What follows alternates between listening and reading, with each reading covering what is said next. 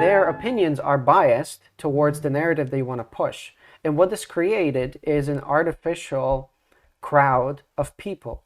And what happens in crowds is, so here quoting from the book, it says, in a crowd, every sentiment and act is contagious, and contagious to such a degree that an individual readily sacrifices his personal interest to the collective interest. And this is something written like over 100 years ago. Wow. Stating how things work in crowds. And I think you don't need a physical crowd anymore. You don't need people gathering outside yelling ideas. Mm-hmm. You just need the media to tell them what to do. Yeah. And people think, oh, I'm part of this group of people. They associate with that. You put a mask on. You're part of those group of people. You're conforming to that. You're part of the crowd. Mm-hmm. You walk inside your Costco or Walmart or whatever. Everybody's wearing a mask. They are part of a crowd, just like they would have been 100 years ago on the streets yelling and protesting. Mm-hmm. And so when you're part of this crowd, again, it says you sacrifice your personal interest to the collective good. That's exactly what's happening. I mean, they created this idea that if you follow all these rules, it's for the greater good, right? Like it just says in that quote. Mm-hmm. So people will go against the things that maybe they believe in, or the things that their convictions, to fulfill that, so that they, it's for the greater good. I'm doing a great thing. Yes.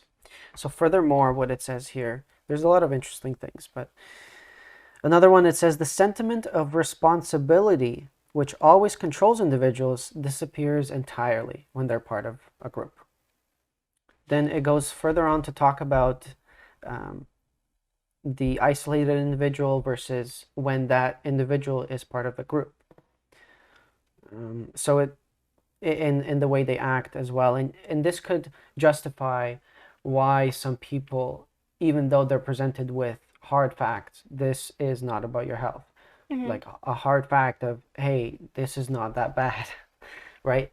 They are not gonna listen to the facts because they're part of a crowd that thinks a completely different way, and they would rather conform to that than open their mind to the truth. And there's a reason for that. It says, isolated he may be cultivated individual. In a crowd, he is a barbarian, that is, a creature acting by instinct. Mm-hmm. And so what it talks about instincts is, in general, the way it discussed it is that our instinct to be part of a group, mm-hmm. to be part of a society, to be part of a community is an instinct, because it increases reproductive success, etc. Mm-hmm. And seeking truth is not an instinct. That is just your intellectual, your thinking brain. But that thinking brain is not overriding the instincts of hungry, I need to eat, I need to mm-hmm. reproduce, etc. Those animal instincts are going to always override your logical brain. And therefore, a lot of people don't want the truth. They don't care about the truth. Mm-hmm. What they care about is fulfilling their basic human needs. For sure. So what do you think of that? Well, I think that's everything you just said is very, very accurate. I think it's also that it's difficult to open your mind up to something that maybe you haven't thought of before. Mm-hmm. It's so much easier to just have the same mindset and just keep following that, no matter what the cost is.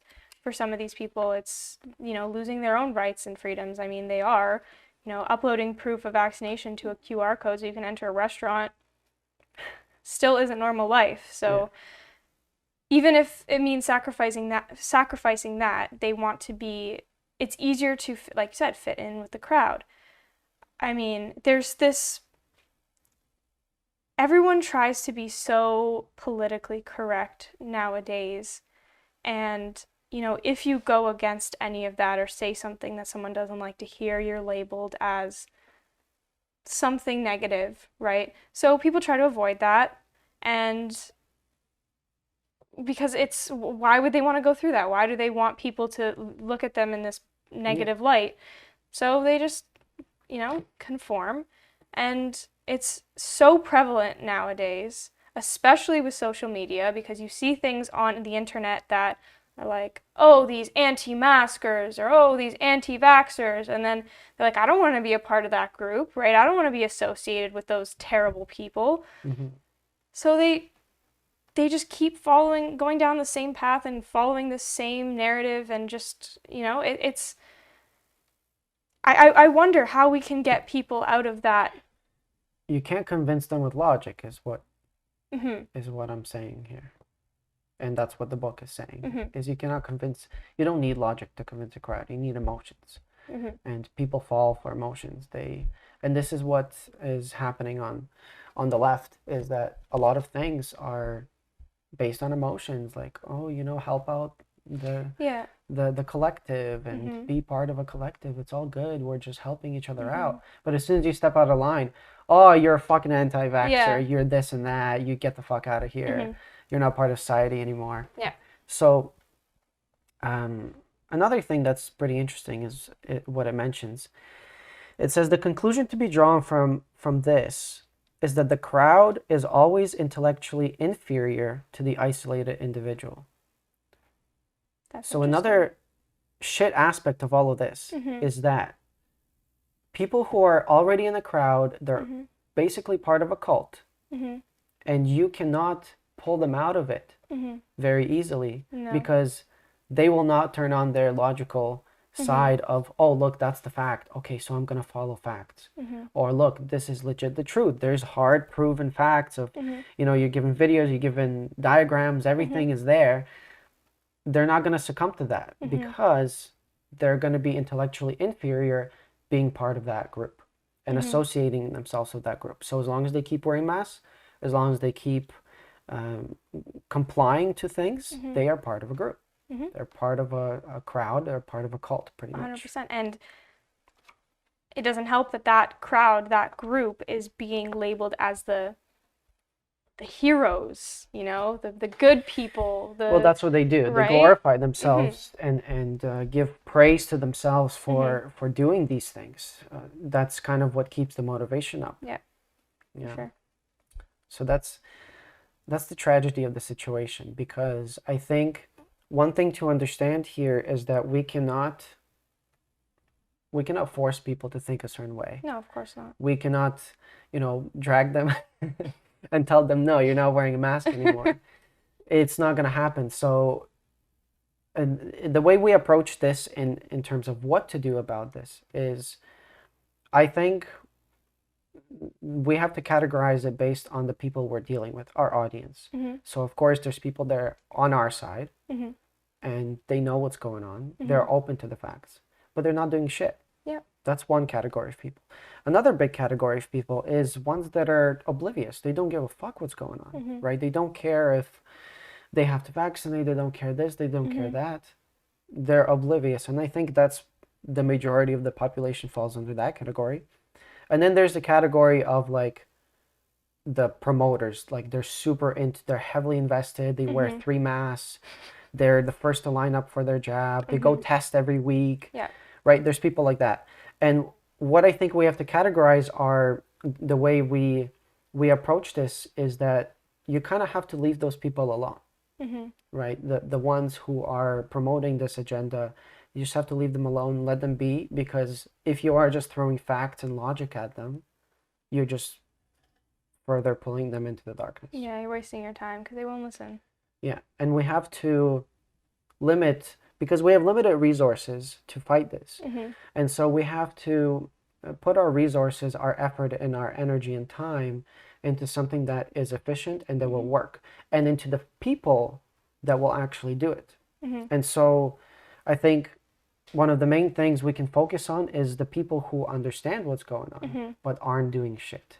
Yes, I think one of the important things that we have to focus on is reaching those people, and how can we encourage them to finally, come out of their hiding behind the internet and actually do something about what's going on. I think that's what we have to focus on, because we can't focus on changing people's minds that'll never agree with us. I mean, we can't force people, like you said, you can't force people to agree with us. I wouldn't want to force anyone to agree with us. But we have to just keep having these discussions and creating these platforms like we are to have these conversations so that people can realize that, they're not alone, and it's time to actually step up and do something about it and come out of, hiding. Come out of your shell. Yeah, hiding in Telegram groups and in Discord groups or whatever it is. I mean, that's not going to change anything. It's just going to make the mental state of all of us worse. You can't just isolate yourself. And it's not going to help the cause in any way either. So I think we have to reach those people and encourage them to do the things like non-compliance and I mean, speaking up about everything. Yeah. I think that might have to be our focus. Yeah.